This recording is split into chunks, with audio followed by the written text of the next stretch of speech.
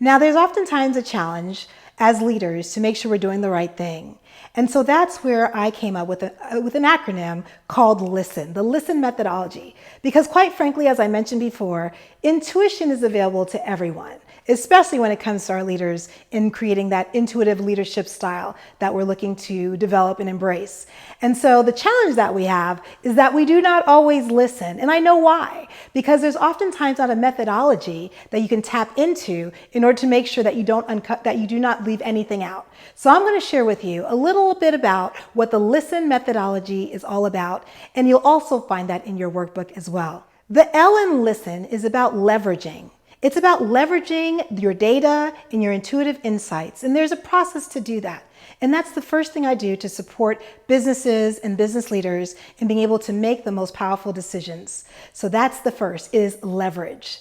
The next one is intuition, because at the end of the day, you want to be able to strengthen your muscle around being able to lean into your intuition on an on-demand basis so that it is repeatable for you, that's always available to you, and you know how to tap into it immediately.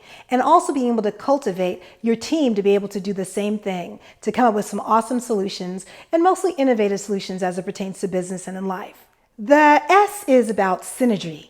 Synergy is really being able to bring them both together. Yes, it's fine to have the data and the intuitive insights, but how do you bring them together so that they are collaborative and they flow together as you're able to lead your team and your company and also your customers? What does that look like for you? We go through a series of exercises so it builds that up so that you can have even different people on your team work well together and synergize data and intuition collaboratively. T is for transform. This is an opportunity for you to adopt what it looks like to be able to leverage your intuitive insights with your data. And as you evolve in the practice of knowing how to do that sooner, quicker, and faster, it allows your company to be more agile and to increase the competitiveness in your respective industries. It's a very powerful place to be. In LISTEN, there is E for empower. This is where you want to cultivate in your organization a level of trust and empowering your team to bring their intuitive insights as well as their data-driven decisions to the table. This fosters an ability to be way productive. Everybody feels like they're being heard, and it's a way to really guide your company in a way that it's not all on your shoulders. You have some amazing people around you. Please use them and encourage them to contribute to these decisions. Then lastly, N is all about navigate. This is where you are able to lead not only your team and your company, but also your legacy. When you're able to adopt intuitive leadership with the data, with your experience, this creates something that you would totally benefit from. I totally encourage you to adopt the LISTEN methodology.